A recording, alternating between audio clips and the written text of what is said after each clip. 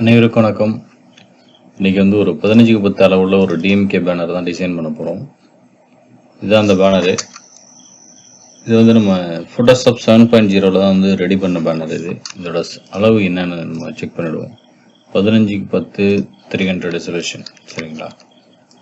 Width 15 inches, height 10 inches, 300 resolution pixel per இன்ச்சஸில் வச்சுக்கிறேன். ஓகேங்களா? ஓகே. இப்போ நம்ம ஃபஸ்ட்டு இந்த ஃபோட்டோ எல்லாமே எடுத்து நான் செட் பண்ணிக்கிறேன்ல. ஃபோட்டோ அப்புறம் இந்த மேலே உள்ள இந்த ஃபோட்டோஸ் எல்லாத்தையும் எடுத்து நம்ம செட் பண்ணிக்கலாம். இந்த அளவில் வச்சுக்கிறேன். வச்சுட்டு இப்போ மேலே உள்ள 2 கார்னர் டிசைன் ரெண்டுத்தையும் எடுத்து இதில் இம்போர்ட் பண்ணிக்கிறேன். இதை டாப் சைடில் ஷிஃப்ட்டை ஹோல்ட் பண்ணிவிட்டு இது ஒரு டபுள் கிளிக் பண்ணிங்கன்னா சிங்கிள் லேயராக வந்துடும் இந்த டிசைன்லாம். இது கண்ட்ரோல் க்ளோஸ், ஷிஃப்ட்டை கண்ட்ரோல் க்ளோஸ் ப்ராக்கெட் கொடுத்து ஃப்ரண்ட் கொண்டு வந்துக்கிறேன். இது ஒரு மேரேஜ்க்காக இன்வைட் பண்ணுறதுக்கான ஒரு பேனர் இது. ஓகேங்களா? அப்புறம் டிஎம்கே ஃப்ளாகு. இது அவங்க தலைவருக்கும் பின்னாடி பேக் சைடில் நம்ம இதை செட் பண்ணிக்கலாம். அப்புறம் என்னென்னா முன்னாள் தலைவர் கலைஞர் பெரியார் அண்ணா அவங்க படம். நம்ம கண்டென்ட் எல்லாத்தையும் எடுத்து நம்ம இதில் இம்போர்ட் பண்ணிடுவோம். எல்லாமே சிங்கிள் லேயர் தான். சரிங்களா? சிங்கிள் லேயர் தான். இது எல்லாமே நம்ம ஒரே டெக்ஸ்ட்டு தான் டைப் பண்ணி வச்சுருக்கோம். ஷிஃப்ட் கண்ட்ரோல் க்ளோஸ் ப்ராக்கெட் கொடுத்து மேலே கொண்டு வந்துக்கிறேன். ஓகே. இப்போ இது மேரேஜுக்காக அடிக்கிறதுனால இது ஒரு தாம்பூல பை, இந்த அது சம்மந்தமாக ஒரு இமேஜ் கொண்டு வச்சுருக்கேன். சரிங்களா? இது கொஞ்சம் மேலே ஏற்றி வச்சுக்கலாம். இதை இந்த அளவில் வச்சுக்கிறேன். வச்சுட்டு இது இந்த டிசைன் இந்த கீரை தமிழ் ராஜா அவங்க தான் இந்த போஸ்டரை அடிக்கிறாங்க. அவங்க வீட்டு ஃபங்க்ஷனுங்கிறதுனால அதனால் அவங்க பேரை கீழே போட்டு கொஞ்சம் ஹைலைட் பண்ணி காமிச்சிருக்கோம். சரிங்களா? இப்போ பேக்ரவுண்ட் நம்ம செட் பண்ண போகிறோம். பேக்ரவுண்டு எப்படி செட் பண்ணாலும் பேக்ரவுண்டை சூஸ் பண்ணிக்கிறேன். ஷிஃப்ட் கண்ட்ரோல் என் விடுறேன். இதில் எல்லோ ஒரு 20% வச்சுக்கிறேன். வச்சுட்டு ஆல்ட் பேக் ஸ்பேஸ் அடித்து கலர் ஃபில் பண்ணிக்கிறேன். திரும்ப ஷிஃப்ட் கண்ட்ரோல் என் கொடுத்துக்கிறேன். கொடுத்துட்டு எல்லோ ஒரு 50% வச்சுக்கிறேன். ப்ரெஷ் டூலில் கிளிக் பண்ணிட்டு கீபோர்டில் பி லெட்டரை ப்ரெஸ் பண்ணிவிட்டு ப்ரெஷ்ஷோட சைஸ் இன்க்ரீஸ் பண்ணிவிட்டு இந்த மாதிரி லெஃப்ட் சைட்லேருந்து ரைட் சைடு வரா மாதிரி இந்த மாதிரி ப்ரெஷ் பண்ணுறேன். அப்போ தான் நமக்கு ஒரு கலர் யூனிட்டாக கிடைக்கும். அதுக்காக வேண்டி நம்ம டிசைன் பண்ணுறோம். திரும்ப எல்லோ 100% வச்சுக்கிறேன். வச்சுட்டு கொஞ்சம் லைட்டாக இந்த மாதிரி ரொம்பவும் கம்ப்ளீட் பண்ணாமல் ஒரு முன்னாடி ப்ரெஷ் பண்ணதோட அதோட கொஞ்சம் கம்மியாக நம்ம ப்ரெஷ் பண்ணிக்கலாம். அந்த அளவில் பண்ணிவிட்டு திரும்ப இன்னொரு நியூ லேயர் ஒன்று அப்ளை பண்ணிக்கிறேன். போட்டுட்டு இதை இந்த ஸ்லைடரை கீழே நான் மூவ் பண்ணிக்கிறேன். அந்த அளவில் மூவ் பண்ணிவிட்டு இந்த மாதிரி ஓகே இந்த மாதிரி ப்ரெஷ் பண்ணியிருக்கேன். லைட்டாக ப்ரெஷ் பண்ணியிருக்கேன். இப்போ இதோட பிளண்ட் மோடை சேஞ்ச் பண்ணும்போது டிஃப்ரெண்ட் எஃபெக்ட் கிடைக்கும் நமக்கு.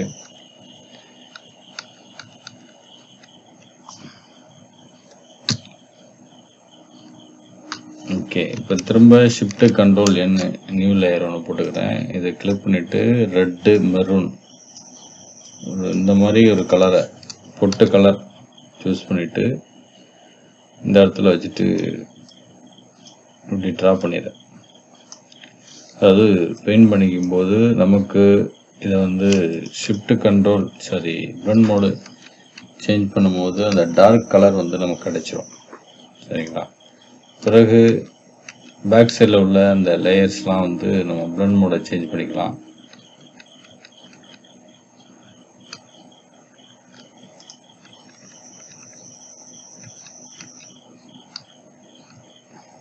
ஓகே. இப்போ பேக்ரவுண்டு கலர் நம்ம செட் பண்ணியிருக்கோம். இருந்தாலும் நமக்கு கலர் ஃபுல்ஃபில் ஆகலை. என்ன ரீசன் பார்த்தீங்கன்னா சும்மா எம்டியாக இருக்குது. அதுக்காக வேண்டி ஒரு பேக்ரவுண்டு, ஒரு டெக்ஸ்டர் பேக்ரவுண்ட், இது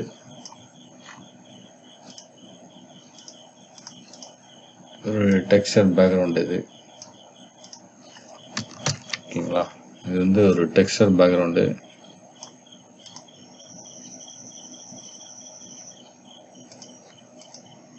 பேக்ரவுண்டு இந்த மாதிரி இருக்கு. இது இந்த பேக்ரவுண்டை உள்ள எடுத்து இம்போர்ட் பண்ணிக்கிறேன்.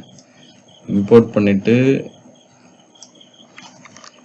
வந்து ஒரு ஸ்டெப்பு பேக் கொண்டு போயிட்டு இதோட பிளண்ட் மோடை சேஞ்ச் பண்ணும்போது நமக்கு டார்க்கான ஒரு பேக்ரவுண்டு கிடைச்சிரும். நார்மலாக உள்ளதுக்கும் இந்த பேக்ரவுண்டை வந்து ஆட் பண்ணி நம்ம பிளண்ட் மோடை சேஞ்ச் பண்ணும்போது நமக்கு ஒரு கிடைக்கக்கூடிய அந்த பேக்ரவுண்டுக்கும் டிஃப்ரெண்ட்டு தெரியும். ஓகே, எனக்கு இந்த எஃபெக்ட் ஓகே அப்படின்னு தோணுது, லூமினாசிட்டி. அதுக்கு பிறகு shift control N new layer போட்டுக்கிறேன். ப்ரஷ் டூலை கிளிக் பண்ணிட்டு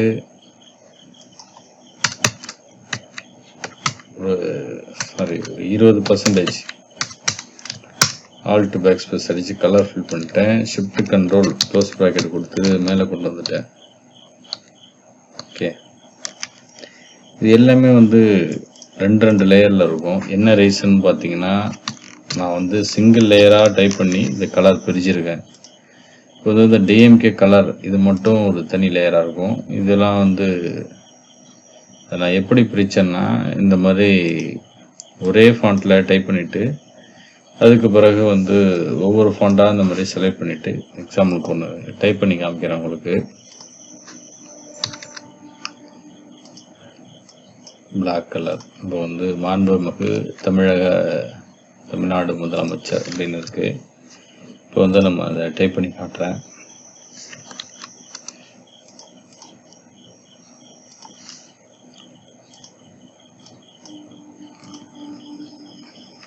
ஓகே, கீமேன் ஆன் பண்ணிட்டு மாண்புமிகு ஷிஃப்ட் கண்ட்ரோல் க்ளோஸ் ப்ராக்கெட் கொடுத்து மேலே கொண்டு வந்துக்கிறேன் இந்த லேயரை. இப்போ இது வந்து 1ஆம் நம்பர் ஃபாண்ட்டில் இருக்குது. இது வந்து நம்ம 2ஆம் நம்பர் ஃபாண்ட்டில் வச்சுட்டு தான் நம்ம டைப் பண்ணோம்.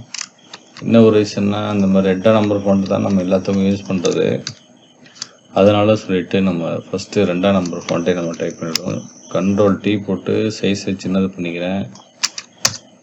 சின்னது பண்ணிவிட்டு T ப்ரெஸ் பண்ணிக்கிறேன். மாண்புமிகு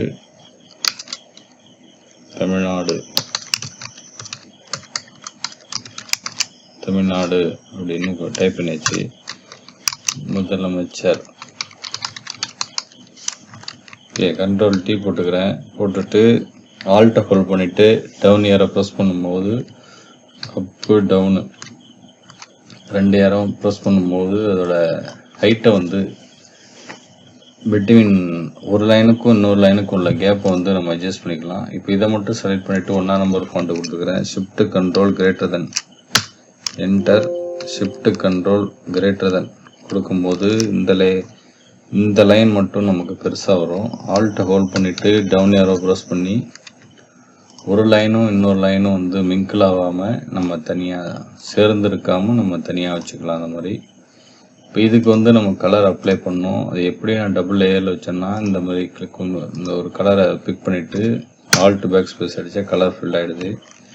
திரும்ப எனக்கு இது வந்து டிஎம்கே கலரில் வரணும் அப்படிங்கிறதுக்காக என்ன பண்ணுறேன், இதே இந்த லேயரே வந்து ஒரு கண்ட்ரோல் J போட்டு டூப்ளிகேட் லேயர் எடுத்துகிட்டு இதை லிங்க் பண்ணிட்டேன். மேலே உள்ள இந்த லேயரை வந்து காப்பி லேயரை ராஸ்டரைஸ் பண்ணிடுறேன். ராஸ்டரைஸ் பண்ணிவிட்டு நமக்கு தேவையில்லாத போர்ஷனை வந்து இந்த மாதிரி டெலீட் பண்ணிக்கலாம். டெலீட் பண்ணிவிட்டு இந்த லேயரை மட்டும் சூஸ் பண்ணிவிட்டு டிஃபால்ட் கலர் பிளாக்கு இந்த லாக் பண்ணிவிட்டு மேலே உள்ள இந்த லேயர் லாக், இது லாக் டிரான்ஸ்பரண்ட் பிக்சலுங்கிறத வந்து கிளிக் பண்ணிவிட்டு ஆல்ட் பேக் ஸ்பேஸ் அடித்தா கலர் ஃபோர்கிரவுண்ட் கலர் வந்து நமக்கு இதில் ஃபில் ஆகிடும். திரும்ப ரெக்டாங்கிள் மார்க்கெட் டூல் சரியான அளவில் வச்சுட்டு இந்த மாதிரி ரெட் கலரை சூஸ் பண்ணிட்டு நமக்கு கொடுத்தோம்னா, நமக்கு நான் ஏன் 2 லேயர் போட்டு யூஸ் பண்ணேன்னா, ஃப்யூச்சரில் வந்து எனக்கு இந்த லேயரில் ஏதோ எடிட் பண்ணணும் அப்படின்னா நம்ம காப்பி ஒரிஜினல் லேயரில் வந்து நம்ம எடிட் பண்ணிவிட்டு கலர் பிரிச்சுக்கக்கூடிய இந்த லேயரை வந்து நம்ம டெலீட் பண்ணிடலாம். இந்த ஒரு ரீசனுக்காக தான். இப்போ இந்த லேயரில் வந்து நம்ம ரேஸ்டரைஸ் பண்ணதுனால நமக்கு வந்து இதை டெலீட் பண்ண முடியாது, எடிட் பண்ண முடியாது. ஓகேவா? அதனால் மேலே உள்ள இந்த லேயரை ஹைட் பண்ணிவிட்டு இப்போ வந்து நான் இதில் எடிட் பண்ணிக்கலாம். மேலே உள்ள லேயர் மட்டும்தான் நமக்கு டெலீட் ஆகும். இதையே நம்ம இதிலேயே வச்சு நம்ம கலர் பிரிச்சுனா கொஞ்சம் டைம் ஆகும். இந்த மாதிரி கலர் பிரிக்க கொஞ்சம் குயிக்காக நமக்கு ஒர்க்கு முடிஞ்சிடும். அந்த ஒரு ரீசனுக்காக நான் இந்த மெத்தடை தான் ஃபாலோ பண்ணுவேன். ஓகேங்களா? ஓகே, Ctrl 0 வந்து இந்த லேயரை கிளிக் பண்ணிக்கிறேன்.